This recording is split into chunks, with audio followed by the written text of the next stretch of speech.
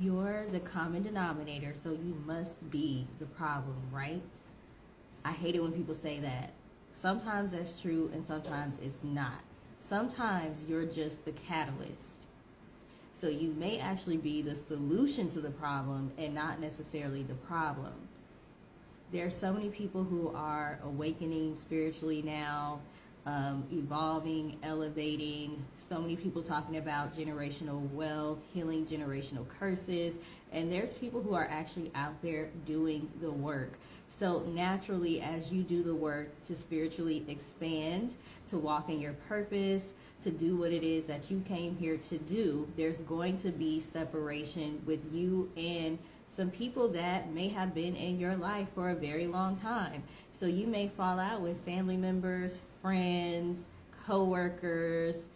Just, it seems like it's coming out of left field a lot of the times. And that's why I don't like that saying when people say, oh, well, if you're into it with this person, that person, and that person, if you have so many people that don't like you, or you have so many issues with so many relationships, you must be the problem. You're the common denominator. What you are is a trigger to a lot of people. Your growth is triggering them because they are not growing at the rate that you're growing. They're not expanding at the rate that you're expanding.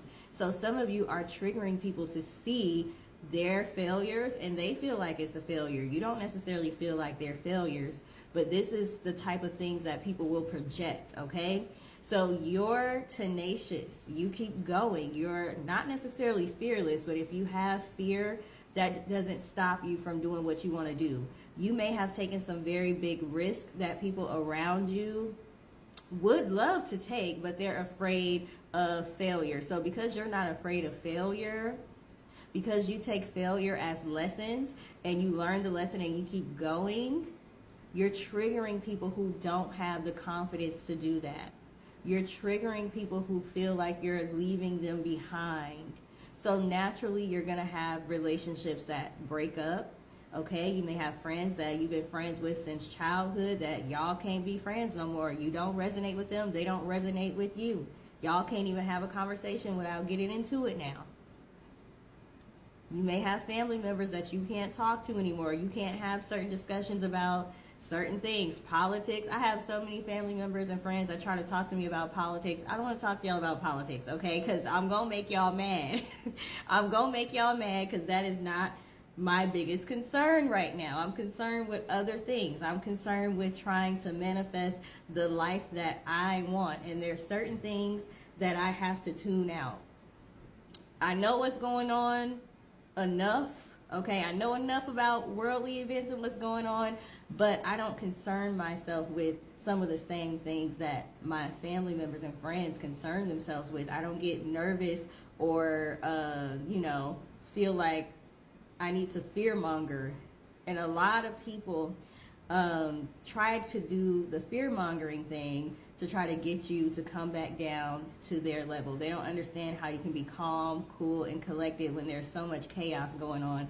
They don't understand how you've been able to withstand all the chaos they've been sending your way.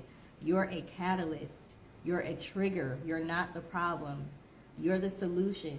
But people don't want to hear it coming from you, especially if you're dealing with people that are older than you, elders, okay? Family members, parents, coworkers, people in your different communities that you're in. The problem is the information is good, but it's coming from you. They don't want the information from you.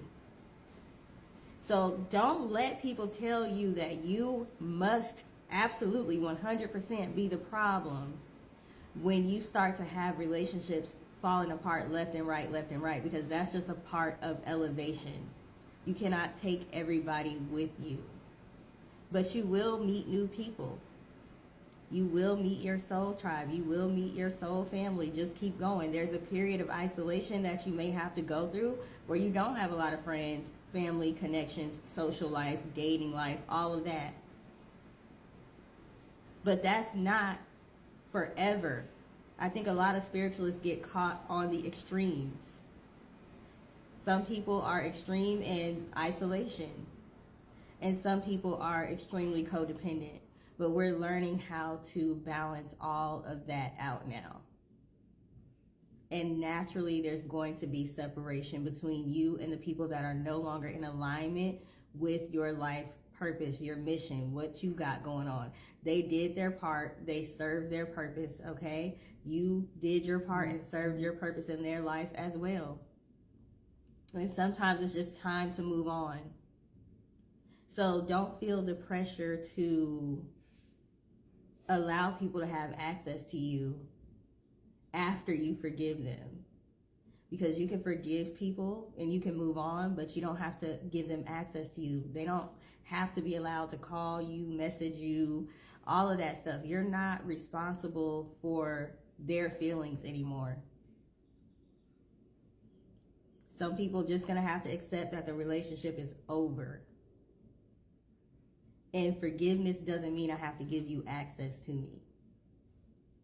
I personally don't have a problem with forgiving people because I'm not going to hold on to anger. I'm not that kind of person. I can't hold on to anger like that.